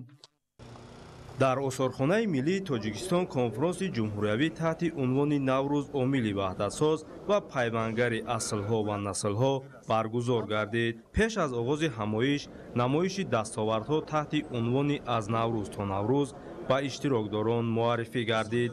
дар ҳамоиш намояндагони кумитаи иҷроияи ҳаракати ваҳдати миллӣ ва эҳёи тоҷикистон, академияи миллии илмҳои тоҷикистон, осорхонаи миллии тоҷикистон ва мақомоти иҷроияи ҳокимияти давлатии шаҳри душанбе иштирок намуданд. дар чорабинӣ маърузаҳо дар мавзӯи бозтоби вожаи наврӯз дар забони шеъри тоҷикӣ, инъикоси наврӯз дар ёдгориҳои осорхонаи миллии тоҷикистон, наврӯз ҷашни миллӣ ва мардумии тоҷикистон ва иқдомҳои тоҷикистон дар ҷаҳонишавии наврӯз ва нақши он дар гуфтугӯи тамаддунҳо пешниҳод гардид. гуфта шуд ки наврӯз пайвандгари насли имрӯз бо расму оин, арзишҳои миллӣ, меҳру садоқат ва анъаноти ниёгони мо маҳсуб мешавад. имрӯз барои мо тоҷикон ва кулли кишварҳои ҳавзаи тамаддуни Наврӯз боиси ифтихор аст, ки ҷашни кӯҳану бостонӣ ва ҷашни зебои табиат аз тарафи Созмони Милали Муттаҳид ҳамчун ҷашни байналмилалӣ эълон гардид. таъкид гардид, ки ҷашни Наврӯзи байналмилалӣ бо сифатҳои башардӯстонааш аз ҷониби ҷомеаи ҷаҳонӣ чун дастоварди камназири фарҳангии умуми инсонӣ пазируфта шудааст ва бо хусусиятҳои писандидааш, ки некиву накӯкорӣ, хуррамиву хушҳолӣ, шодмониву нишод ва саодату пирӯзиро талқин мекунад, шӯҳрати олам гардидааст. дар сардораи бойгонӣ назди ҳукумати ҷумҳурии Тоҷикистон бо оростани хони идона ва намоиши ҳунарҳои мардумӣ Наврӯзи байналмилалиро бо шукӯҳу шаҳомат таҷлил намуданд. баромадкунандагон зимни суханронӣ изҳор доштанд, ки Наврӯз ҳамчун бузургтарин оини мардумӣ аз оғози пайдоиш то имрӯз, ки таърихи пеш аз 6000 сола дорад, ҳамчун рамзи сол, яъне айёми баробаршавии шабу рӯз, эҳёи табиат ва оғози мавсими кишту кор ҷашн гирифта мешавад. соли 2010 Созмони Милали Муттаҳид бо ташаббуси Тоҷикистон ва дастгирии даҳҳо кишвари олам, аз ҷумла мамолики ҳавзаи тамаддуни Наврӯз, бо қабули қаднома доир ба рӯзи ҷаҳонии Наврӯз аҳамияти умумибашарии ин оини бостониро ҳамчун падидаи хиради созанда, таҷассумгари фалсафаи таҳаммулгароӣ, сулҳу ваҳдат, ҳамзистии осоишта ба аҳли башар муаррифӣ ва эълон намуд. иштирокчиён хони идонаро, ки аз 7 сину 7 шин ва дигар намунаи хӯрокҳои миллӣ иборат буд, дидан намуданд. гуфта шуд, ки маълумотҳои таърихӣ баёнгари он аст, ки ниёгони мо ҳанӯз аз замонҳои бисёр қадим рӯзи аввали солшумурии шамсиро рӯзи нахустини баҳор, бедоршавии табиат, олами наботот, оғози киштукор ва такмилу танзими олам медонистанд. Наврӯз ба унвони ҷашни шодиву нишод ва пирӯзии равшанӣ бар зулмот зикр шуда, барои таҷлили он барномаҳои хоса аз ҷумла покизаву тоза намудани хонаву манзили зист, бахшидани гуноҳи якдигар ва монанди инҳо муқаррар шуда буданд. таъкид гардид, ки тоҷикон бо хираду фаросати азалии худ ин ҷашни зебои табиатро бо беҳтарин расму оин ва маросимҳои наҷиб таҷлил намуда, онро ба як фарҳанги умумибашарӣ табдил доданд. ба воситаи Наврӯз мардуми тоҷик тавонист, ки тамоми ёдгориҳои илмиву адабӣ, фарҳангиву ҳунарӣ, хатту забон ва дигар суннатҳои бостонии худро бегазан нигоҳ дошта то имрӯз идома диҳад ва онро дар арсаи байналмилалӣ шоиста муаррифӣ намояд. суруду таронаҳои ҳунармандон ба чорабинӣ шукӯҳи дигар зам намуд. хусусияти пурқиммати оини Наврӯз дар он ифода меёбад, ки решаҳои маънавии ин ҷашн аз сарчашмаҳои инсондӯстиву зиндагипарварӣ ва созандагиву ободкорӣ сарчашма мегиранд. ба маънии дигар фалсафаи Наврӯз мардумони оламро ба некиву ҳамдигарфаҳмӣ даъват менамояд. Наврӯз бузургтарин ҷашни мардумӣ ва ваҳдати миллӣ таҳти ҳамин ном дар Академияи таҳсилоти Тоҷикистон конференсияи илмӣ амалӣ баргузор гардид. таъкид гардид, ки Наврӯз ва суннатҳои он барои баланд бардоштани сатҳи маърифати ҷавонон, таблиғи меҳнату зиндагии шоиста, густариши рафтору ахлоқи ҳамида, бузургтарин анъанаҳои неки ниёгон, фарҳангпарастиву худшиносӣ, ватандӯстиву ифтихори миллӣ ва пешрафту шукуфоии кишвари азизамон мусоидат мекунад. баъди ба даст овардани истиқлоли давлатӣ дар баробари эҳёи арзишҳои писандидаи Наврӯзи аҷам, донишмандони тоҷик низ дар таҳқиқи таърихи Наврӯз ва таҷлили он дар навоҳии мухталифи Тоҷикистон асарҳои муҳим эҷод карданд. Наврӯз рамзи худшиносиву худогоҳӣ. таҳти ҳамин унвон дар Донишгоҳи Миллии Тоҷикистон ҳамоиши илмӣ баргузор гардид. чорабинӣ ба истиқболи ҷашни байналмилалии Наврӯз ташкил шуда, дар он раёсат, омӯзгорону донишҷӯён ва муҳаққиқони соҳа иштирок доштанд. таъкид шуд, ки Наврӯз ҷашни ваҳдату ҳамбастагӣ ва худогоҳии миллӣ мебошад. президенти ҷумҳурии Тоҷикистон пешвои миллат муҳтарам Эмомалӣ Раҳмон дар эҳёи Наврӯз ва ҷаҳонишавии он он нақши муассир гузоштанд. бо талошҳои пешвои миллат наврӯз мақоми байналмилалӣ гирифта соли 2010 аз ҷониби созмони милали муттаҳид чун ҷашни ҷаҳонӣ эътироф шуд. имрӯз наврӯз дар тоҷикистон бо шукӯҳу шаҳомати хос таҷлил гардида ба унсури муҳими худшиносӣ ваҳдат ва фарҳанги миллӣ табдил ёфтааст. дар даврони истиқлоли давлатӣ анъанаҳои аслии наврӯз эҳё шуда ба насли нав чун рамзи тамаддун ва ҳуввияти миллӣ муаррифӣ гардиданд. дар ҳамоиш муҳаққиқон доир ба таъриху фарҳанги наврӯз, аҳамияти он дар ташаккули худшиносии миллӣ ва нақши ин ҷашн дар таҳкими арзишҳои миллӣ маърузаҳо ироа намуданд.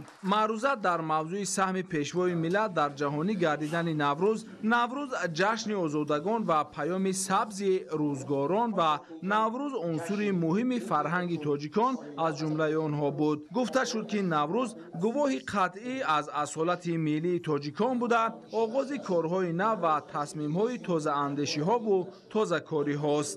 наврӯз ба миллати тоҷик иртибот дошт ва бо бузургии худ ҷаҳонӣ шуд. наврӯз сулҳу сафоовар аст. аҳли башар ба наврӯз ва фарҳанги он ниёз дорад. наврӯз қосиди сулҳ аст. гуфта шуд ки ҷашни наврӯз аз эҳёи табиат, ғалабаи гармӣ бар сардӣ, баробаршавии шабу рӯз, оғози кори деҳқон ва ҳазорҳо амали неки дигар дарак дода ҳамагонро бо некию меҳнатқаринӣ ки баракати рӯзгор аст даъват менамояд. наврӯз ҷашни таърихӣ мебошад. он нақши муҳимро дар таҳкими сулҳу субот мегузорад. анъана ва расму оинҳои он дар худ фарҳанг ва анъанаҳои волои башариро инъикос менамояд. саҳни донишгоҳи давлатии молия ва иқтисоди тоҷикистон низ ба муносибати ҷашни наврӯзи байналмилалӣ фазои идона дошт. омӯзгорону донишҷӯёни ҳар факултет гӯшаҳои алоҳида ташкил намуда бо оростани хони наврӯзӣ ба ин базмгоҳ шукӯҳи дигар бахшиданд.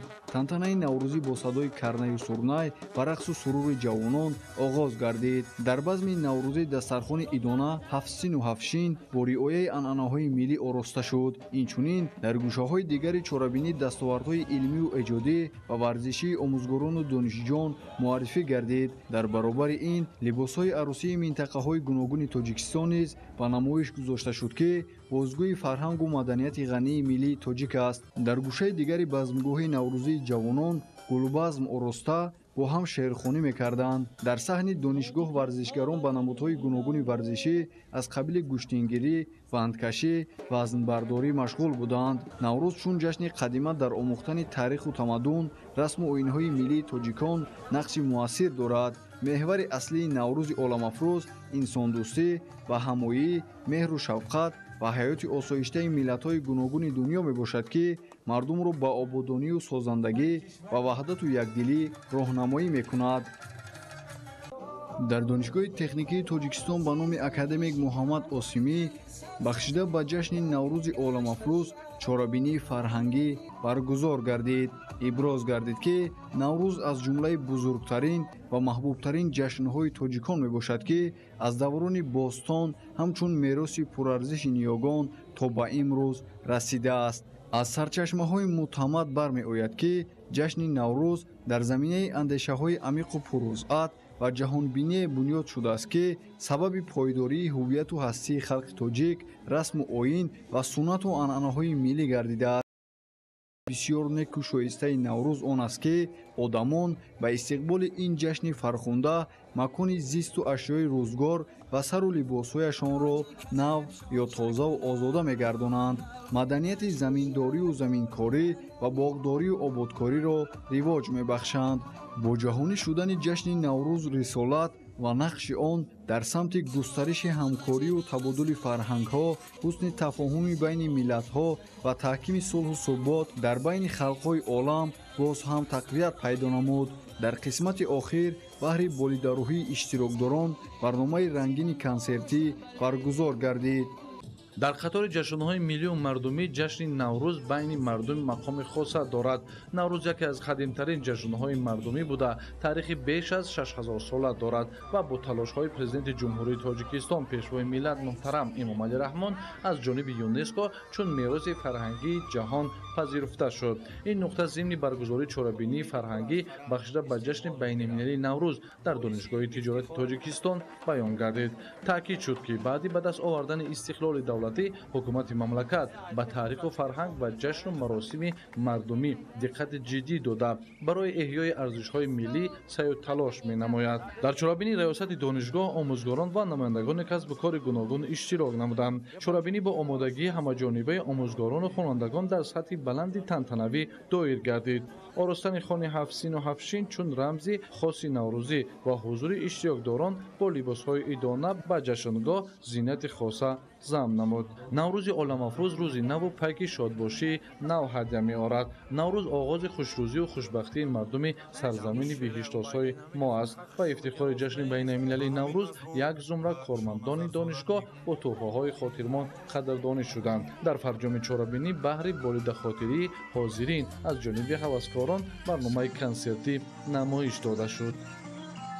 бо мақсади дар сатҳи баланди ташкилӣ ва шаҳомати хоса таҷлил намудани ҷашни наврӯзи оламафрӯз дар муассисаи давлатии таълимии литсей барои хонандагони болоюқад дар шаҳри душанбе чорабинии фарҳангӣ баргузор гардид. дар оғоз роҳбарияти муассиса иброз доштанд ки воқеан бо ташаббусу талошҳои сатҳи ҷаҳонии президенти ҷумҳурии тоҷикистон пешвои миллат муҳтарам Эмомалӣ Раҳмон ҷашни фархундаи миллии мо наврӯз аз ҷониби созмони милали муттаҳид ҷашни байналмилалӣ эълон гардид. дар идомаи чорабинӣ ба як қатор омӯзгорони литсей барои фаъолияти бисёрсолаи бенуқсон дар соҳаи маориф саҳми арзанда гузоштан дар таълиму тарбияи насли наврас, тайёр намудани кадрҳои болаюқад ва иштироки фаъолона дар ҳаёти ҷамъиятӣ бо нишони аълочии маориф ва илми Тоҷикистон қадрдонӣ гардиданд. сипас барномаи рангини театркунонидашуда манзури иштирокчиён карда шуд ки тараннумгари арзишҳои ҷашни наврӯзи оламафрӯз буд. инчунин аз ҷониби хонандагони соҳибистеъдоди муассиса барномаи ҷолиби фарҳанги фароғатӣ бо пешниҳоди шеъру таронаҳои наврӯзӣ ва рақсу сурудҳои марғуб пешкаш гардид. омӯзгорону хонандагони муассиса бо оростани дастурхони идонаи наврӯзӣ, баргузории бозиҳо ва мусобиқаҳои варзишӣ, намоиши сунъатҳои қадимаи аҷдодӣ ва ҳунарҳои мардумӣ бо як рӯҳияи баланд таҷлил намуданд. беш аз 6000 сол муқаддам ниёгони тамаддунсози тоҷик ба суннати абадзиндаи асос гузоштанд ки тантанаи бақои рӯзгор ва покиву озодагии рӯҳу ҷони инсон мебошад. наврӯз ки имрӯз бо талошҳои пайгиронаи роҳбарияти ҳукумати ҷумҳурии тоҷикистон ба ҷашни байналмилалӣ табдил ёфтааст, чун дигар вазорату идораҳо ва муассисаҳои давлатӣ аҳли кормандони муассисаи давлатии маркази саломатии шаҳрии рақами 15 шаҳри Душанбе ҷашни наврӯзи байналмилалиро бо як шукӯҳу шаҳомати хоса ва оростани хони наврӯзӣ таҷлил намуданд. намоиши ҳунарҳои мардумӣ ва хӯрокҳои анъанавии наврӯзӣ ҷамъомади кормандони муассисаи давлатии маркази саломатии шаҳрии рақами 15 шаҳри Душанберо намои идона бахшида буд, ки нишони қадима будани таъриху тамаддуни миллати тоҷикро дарак медод.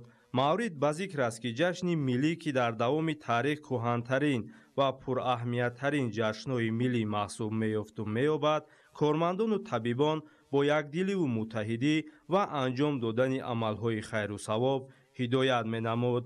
барномаи рангини фарҳангӣ, ки баёнгари суннатҳои неки наврӯзӣ буд, ба иштирокчиёни ин ҷашни миллӣ рӯҳу илҳоми тоза бахшид.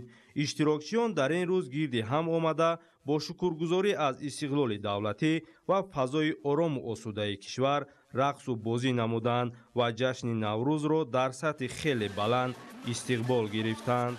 бахшида ба истиқболи ҷашни наврӯзи байналмилалӣ чорабиниву маҳфилҳои идона дар муассисаву ташкилотҳои гуногуни мамлакат бо риояи ҳама оину анъанаҳо ва унсурҳои хосаи наврӯзӣ, ки миллати тоҷик аз давраҳои дури таърихӣ то ба имрӯз дар аснои таҷлили чунин иду ҷашнҳо риоя мекунанд, баргузор гардида истодааст.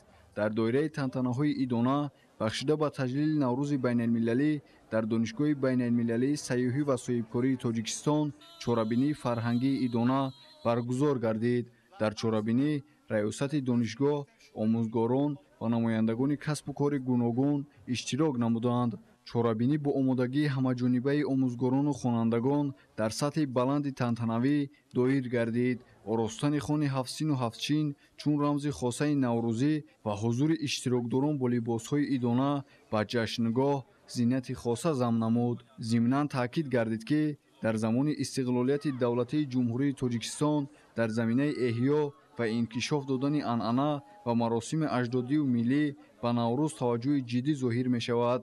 дар гӯшаву канори мамлакат бо расму оинҳои хос наврӯзро ҷашн мегиранд. чунин идҳо дар заминаи ниёзҳои иҷтимоии муайян ба вуҷуд омада дар ҷомеа нақшу вазифаи мушаххасе доранд ва аксаран унсури муҳими шуури таърихии миллатро ташкил медиҳанд. моҳиятан идҳо ҳадафу вазифаи таъмини эҳтиёҷоти эстетикию маънавӣ, ваҳдатофаринӣ, омили ғизобахшии равонӣ ва тарбияи маънавию ахлоқиро доранд ки дар ин маврид ҳамаи онҳо ҷавобгӯ ба ниёзҳои башарӣ ҳастанд. наврӯз аз шукумантарин ҷашнҳои миллист ки бо фарорасиданаш фазои рӯзгори мардуми фарҳангпарвари мо пур аз шодмониву сурур мегардад. имрӯз дар маркази ҷумҳуриявии муассисаҳои таҳсилоти иловагӣ чорабинии фарҳангӣ таҳти унвони пайки наврӯзӣ баргузор гардид ки бо як шукӯҳу шаҳомат истиқбол гирифтанд. дар чорабинӣ намояндагони кумитаи иҷроияи ҳизби халқии демократии тоҷикистон дар ноҳияи шоҳмансур, намояндагони вазорати маориф, таълимгирандагону омӯзгорон аз шаҳру ноҳияҳои ваҳдат, норак, ёвон, рӯдакӣ ва пойтахти мамлакат шаҳри душанбе иштирок ва баромадҳо намуданд. имрӯз мардуми ҷаҳон тоҷикистонро ҳамчун ватани наврӯз мешиносанд. байналмилалӣ гардидани наврӯз шаҳодати он аст ки ин ҷашн барои тамоми сокинони сайёра ҷашни муқаддас ба ҳисоб меравад. дар охири чорабинӣ баҳри болидарӯҳии иштирокдорон барномаи фарҳангӣ баргузор гардид. имрӯз дар муассисаи давлатии гимназияи рақами 3 барои хонандагони болаёқати шаҳри душанбе наврӯзи байналмилалӣ бо шукӯҳу шаҳомати хоса таҷлил гардид. нахуст омӯзгорон, кормандону хонандагони муассиса ба омода кардани суманак ки рамзи асосии наврӯз аст машғул гардида дар гирди деги суманак бо хурсандиву шодкомии зиёд суруду шеърҳои наврӯзиро замзама карданд. дар сайни муассиса аз ҷониби омӯзгорону хонандагон хони наврӯзӣ аз қабили ҳафтсин ва ҳафтшин, гӯшаи ҳунарҳои мардумӣ ва хуришҳои баҳорӣ ороста шуд. дар раванди баргузории чорабинии фарҳангӣ хонандагони фаъоли муассиса дар васфи баҳору наврӯз шеърҳо қироат намуда кӯдакон бо шодии бепоён ба рақсу бозӣ пардохтанд. зимни баргузории чорабинии масъулин ҳозиринро ба иди байналмилалии наврӯз шодбош гуфта таъкид доштанд ки наврӯз бо пайки хуҷастаи худ ба табиати кӯҳандиёр таровати тоза, ба хонандагон шодиву нишод ва файзу баракат, ба дили мардум армуғони умеду орзуҳои наҷиб меорад. ба таъкиди иштирокчиёни чорабинӣ наврӯз бузургтарин ҷашни миллии ниёгони мо ба ҳисоб рафта дорои таърихи ҳазорсола мебошад. ҷашни наврӯз пайвандгари насли имрӯз бо расму оин, меҳру садоқат ва анъаноти ниёгон буда ҳамасола дар саросари кишвар бо як шукӯҳу шаҳомати хос таҷлил карда мешавад.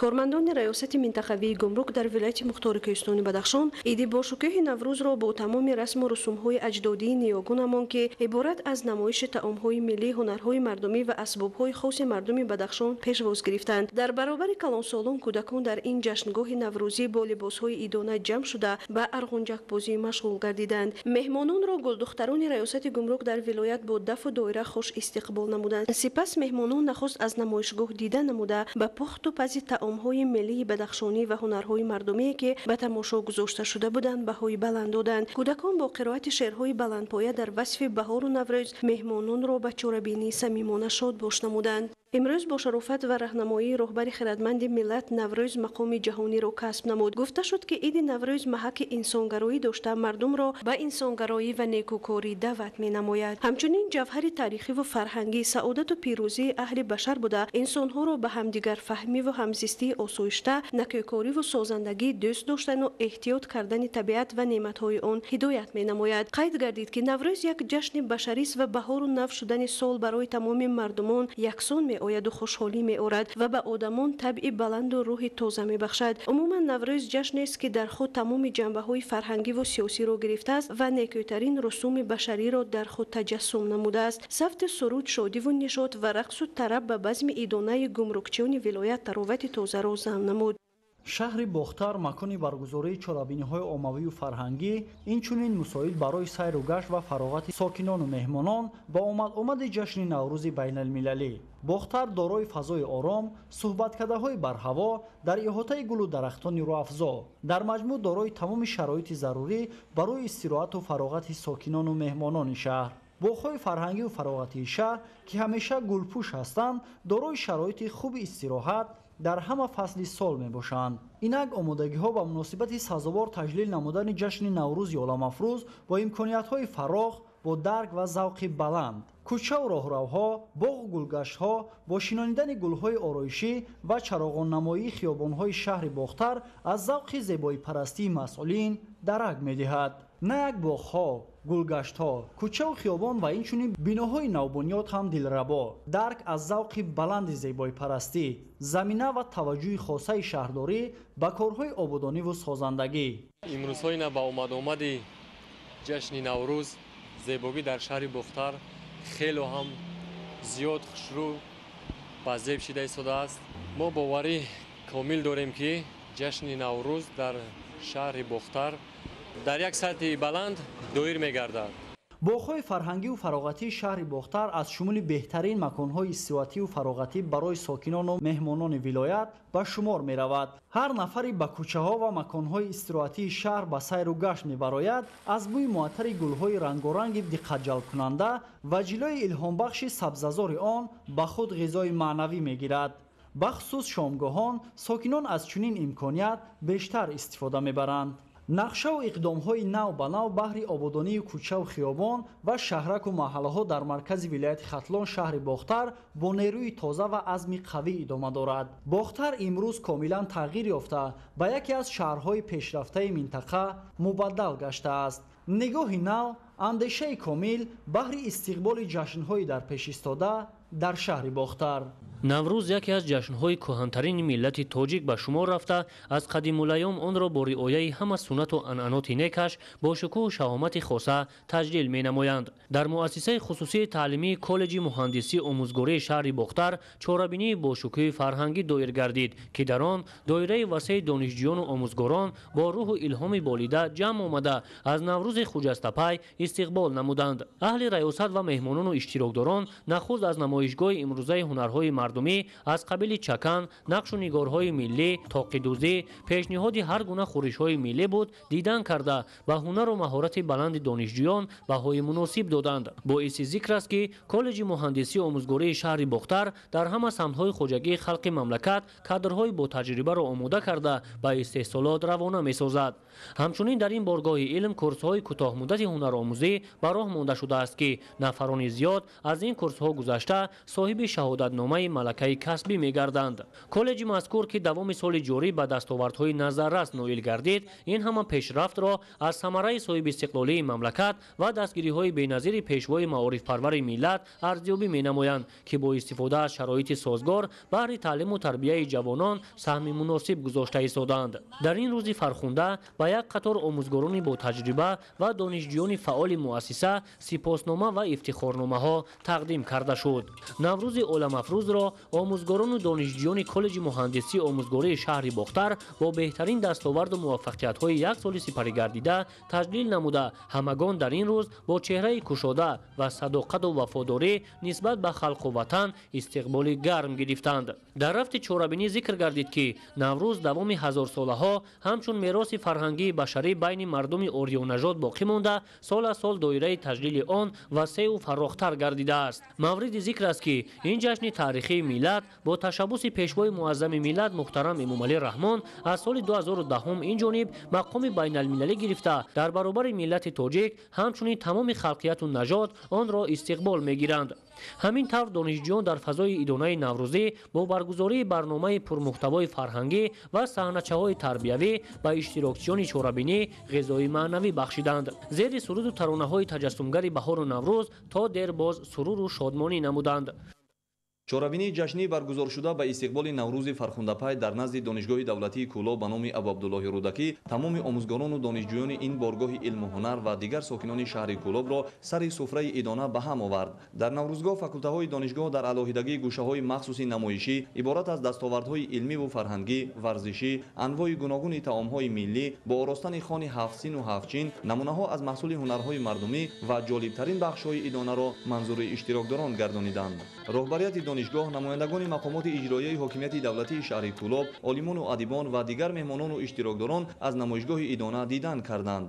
баҳору наврӯз чун муждарасон аз тантанаи шодиву нишоти аҳли башар, эҳёшавӣ ва қабои сабзу гулафшон ба барнамудани табиат аст. ин маъниро на танҳо дар табиат метавон мушоҳида кард, балки дар симои ҳар иштирокчӣ ин ҷашнвора ки бо омодагии ҳамаҷониба ва рӯҳияи болидаи идона ҳузур доштанд, бар аъло эҳсос мегардид.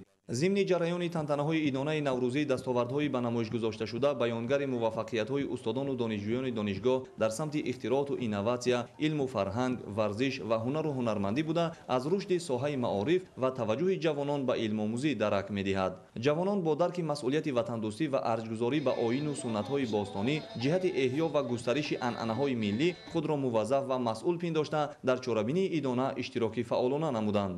ҷашни наврӯз бо хусусиятҳои ваҳдатофарию муттаҳидсозии мардум бо шукӯҳу шаҳомати хоса ҳамчун пайвандгари қалбҳову ҷашни бахшоишу меҳрварзӣ дар сатҳи баланди тантанавӣ истиқбол карда шуд. пас аз намоиши анъанаҳои миллӣ, иштирокдорон зимни баромади шодбошӣ аз оинҳои неки наврӯзӣ ва дастовардҳои донишгоҳ ёдовар гардида, сол то сол шукӯҳу ҷалоли наву тоза пайдо намудани таҷлили наврӯзи байналмилалиро дар мамлакат нишон аз пойдории сулҳу истиқлоли ватан ва арҷгузорӣ ба оинҳои бостониву эҳёи анъанаҳои мардумӣ арзёбӣ намуданд.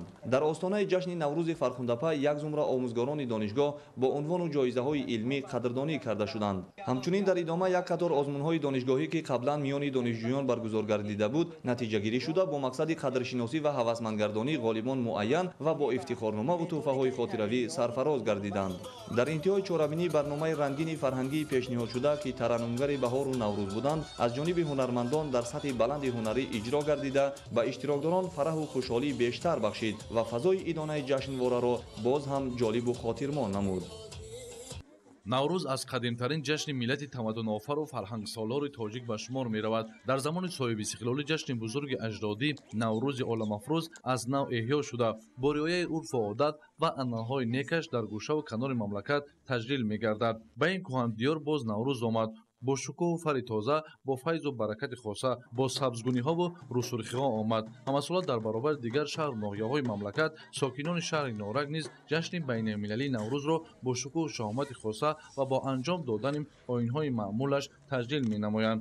имсол низ мардуми ин гӯшаи биҳиштосои ватан ба омадани баҳори файзбору наҳкатфазо анъанаҳои ҷашни наврӯзро бо эҳсоси баланди хештаншиносӣ ва ифтихори миллӣ амалӣ намуда, бо ҷаҳони хушиву саодат наврӯзи оламафрӯзро истиқбол гирифтанд.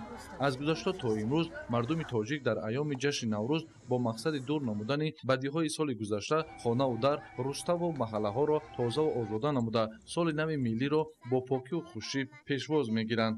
ҳунарҳои мардумӣ дар байни сокинони шаҳри норак имрӯз бештар рушд намуда, ҳунармандони ин гӯшаи ҳунарпарвари тоҷикистон аз гузашта то имрӯз навъҳои гуногуни гулдӯзиву кашидадӯзиро ба сокинони мамлакат пешниҳод менамоянд. сокинони шаҳри норак ҷашни байналмилалии наврӯзро чун солҳои қаблӣ имсол низ бо суруру шодмонӣ ва бо риояи ҳама суннату оинҳои наврӯзӣ ҷашн гирифтанд. шодиву нишоди пиру барно ва тифлакону наврасон ҳадду канор надошт. ҳар яке бо эҳсоси гарми меҳанпарастӣ ба базмгоҳи наврӯзӣ ташриф оварда, аз дастранҷи марди деҳқон, тантанаи хираду заковат ва покизагию зебопарастии мардуми дар ин кӯҳанҷашн дидан менамоянд.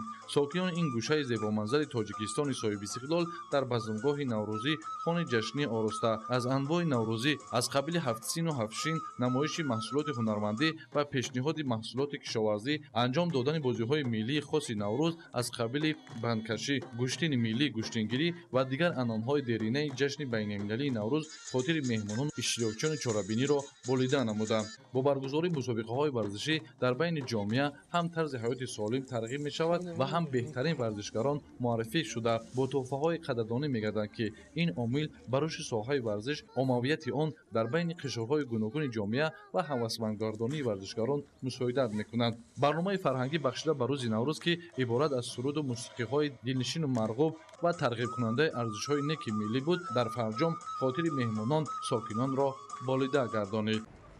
در مؤسسه تعلیمی کالج طبی ناحیه فرخار جشن نوروز بین المللی با تهیه چوربینی با شکوه ایدانه و اشتراک فعالانه آموزگاران و دانشجویان تجلیل گردید. اشتراکداران با درک خودشناسی و هویت سازی خویش و رعایت عنصرهای خاص نوروزی این جشن ملی را با خوشحالی و روحیه بالیده ایدانه پذیرایی کردند. طبل شادی و سرور فرح افزا که با ذوق بلند زیبایی آفری و انسان دوستی و درک خودشناسی و افتخار از فرهنگ و تمدن باستانی داشتن محیط ایدانه را فراگیر شده بود، از آرامی و ثبات پایدار کشور درک می‌دهد. در چوربینی جشنی رعایت تمام سنت و آیین‌های نیک اجدادی به نظر می‌رسید. در نمایشگاه دستاوردهای علمی و فرهنگی مؤسسه، محصول هنر دستی آموزگاران و دانشجویان و دیگر گوشه‌های مخصوص آراسته شده ایدانه همچون رمز طبیعت دوستی، ارجگذاری به هنرهای باستانی مردمی و حفظ و ادامه بخشیدن عنعنه‌های ملی خلق صاحب فرهنگ تاجیک پیشنهاد اشتراکداران کرده شد. همزمان آراستن خانه ایدانه نوروزی عبارت از انواع گوناگون طعام‌های ملی که از عنصر خاصه این جشن تاریخی محسوب می‌یابد، هنر و استعداد و مهارت بلند کدبانوی دانشجویان و آموزگاران مؤسسه را بازگویی می‌کند. اجرای بخش‌های جالب و زمزمه سرود و ترانه‌ها، رقص و شادمانی و هزل و ظرافتگویی‌ها جالبیت این جشن ملی را دوچند ساخته پسند اشتراکداران گردید. ضمن سخنرانی شادباشی اشتراکداران وابسته به دستاوردهای مؤسسه و اهمیت تاریخی، جنبه فلسفی و علمی و فرهنگی داشتن نوروز بین المللی با افتخار اظهار نظر نمودند. در قسمت فرهنگی چوربینی مهمترین بخش‌های جالب و پسندیده در سطح بلند اجرا گردید، مخصوصاً همچون رمز احترام به آیین‌های باستانی ملت تاجیک، آموزش هنرهای مردمی، تشویق عنعنه لباسپوشی ملی و معرفی آن در سطح جمهوری و بیرون از کشور، نمایش لباس‌های ملی پیشنهاد شد.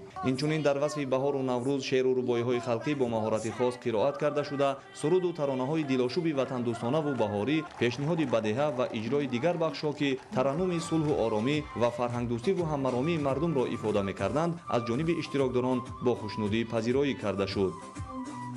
ریاست استادان و دانشجویان کالج امور در شهر وحدت فرارسی فصل زیبای سال بهار عالم افروز را با روحیه بالیده و شکرگزاری از دوران صاحب استقلالی کشور با تحریزی برنامه جالب و دیدنی، نمایش هنرهای ملی، آراستن دستورخوان خاص نوروزی در سطح بلند تجلیل نمودند. اطلاع داده شد که این زمان در کالج امور شهر وحدت زیاده از 1300 نفر جوانان با فراگیری اختصاص ساحه اقتصادی و آموزش کسب‌های ضروری جلب گردیده، همچنین آنها در کارهای آبادانی و سازندگی مؤسسه سهمی ارزنده می‌گذارند. پیشنهادی برنامه رنگین پیک نوروزی دانشجویان مؤسسه از فعالیت روزمره و نظارت رهبریت کالج امور شهادت می‌دهد. جشن نوروز عالم افروز تاریخ زیاده از 6000 ساله را در بر گرفته، در دوران صاحب استقلالی مملکت با ابتکار و راهنمایی اساسگزار صلح و وحدت ملی، پیشوای ملت پرزیدنت جمهوری تاجیکستان محترم امامعلی رحمان با همه فضیلت‌های خاصش با راه اندازی تدبیرهای تازه‌کاری و آبادکاری و برگزار نمودن چهاربینی‌های ورزشی و فرهنگی در سطح بلند جشن گرفته می شود. در شهر پنجکند و استقبال جشن بین المللی نوروز مسابقه بین المللی اوید به گوشتنگیری دایی شد که در آن ورزشکاران 5 دولت اشتراک نمودند. گزارش دلیری بزرگ. در ورزشگاه مرکزی شهر پنجکند مسابقه بین المللی اوید به گوشتنگیری بخشیده به جشن جهانی نوروز برگزار گردید. در رفت تنتنه‌های رسمی افتتاح چهاربینی که با اشتراک رهبریت کمیته کار با جوانان و ورزش نزد حکومت جمهوری تاجیکستان، مقامات اجرایی محلی، حکومت دولتی شهر پنجکند، فدراسیون گوشتنی مملکت و هواداران زیادی این نمود ورزش ملی برگزار شد، ابراز گردید که محض در زمان صاحب استقلالی با چهاره‌اندیشی‌های حکومت کشور در قطار دیگر سمت و ساحه ورزش نیز رشد نموده. امروزها ورزشکاران کشور در مسابقه‌های گوناگون بین المللی اشتراک نموده با هنر و ملکه خود آبرو و نفوذ کشور را بلند می‌بردارند. تاکید گردید که با تدبیراندیشی‌های پیشوای معظم ملت محترم امامعلی رحمان امروزها گوشتن ملی تاجیکی بین المللی گردیده، حالا در 63 دولت سیاره فدراسیون‌های ملی گوشتنگیری تأسیس یافته است و در کشورهای مختلف با شکوه و شهامت خاص برگزار کرده می‌شود. در مسابقه امروزه که اولین مسابقه بین المللی اوید به گوشتنگیری در سال جاری میباشد، پهلوانان از 5 کشور دنیا، فدراسیون روسیه، جمهوری اسلامی ایران، узбекистон, қирғизистон ва тоҷикистон иштирок намуданд. Баъд аз пешниҳоди барномаи фарҳангии омоданамудаи ҳунармандони шаҳри Панҷакент, рақобати варзишгарон оғоз гардид. Дар ин мусобиқа ки аз рӯи 5 вазн, 4 вазн миёни мардон ва 1 вазн бонувон иштирок намуданд, қувваозмоиҳо бо ҷидду ҷаҳд ва эҳсоси баланду шавқи беандоза сурат гирифтанд ки ин аз омодагии ҳамаҷонибаи варзишгарон ба мавсими имсолаи гӯштингирӣ дарак медод. ҳар як варзишгар кӯшиш менамуд ки бо нишон додани ҳунару малака бартарии худро ба ҳарифон нишон дода сазовори унвони қаҳрамонӣ гардад ва ба ин васила нишон диҳад ки ба мавсими имсолаи гӯштини байналмилалӣ омода мебошад. ҳамин гуна дар мусобиқаи байналмилалӣ оид ба гӯштингирӣ ки дар шаҳри Панҷакент зиёда аз 7 соат давом намуд, ғолибону ҷоизадорон муайян гардиданд. аз ҷониби ҳайати тадорукоти мусобиқа дар вазъияти тантанавӣ ба ғолибон дар баробари медалҳои тиллову нуқра ва биринҷӣ, ҷоизаҳои пулӣ барои ҷои сеюм 2500 сомонӣ, ҷои дуюм 5000 сомонӣ ва ба қаҳрамонони мусобиқа 10000 сомонӣ мукофотпулӣ тақдим карда шуд. аввал аз як давр озод будам ва дуюм давр ҳарифи ман аз давлати Узбекистон буд. Ман онро тавонистам ба ду паҳлу мағлуб намудам ва сеюмин ҳарифи ман ин Боқиев Абубакр мебошад. хеле яке аз варзишгарони бо таҷриба мебошад.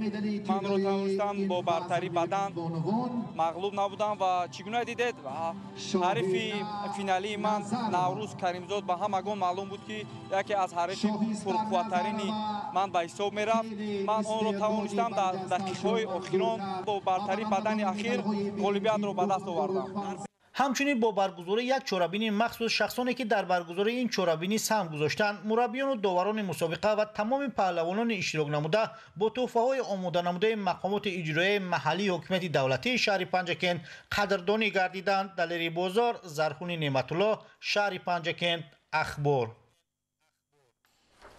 бинандаҳои гиромӣ, чунин буданд хабарҳои барои ин соат омода шуда. хайр саломат бошед.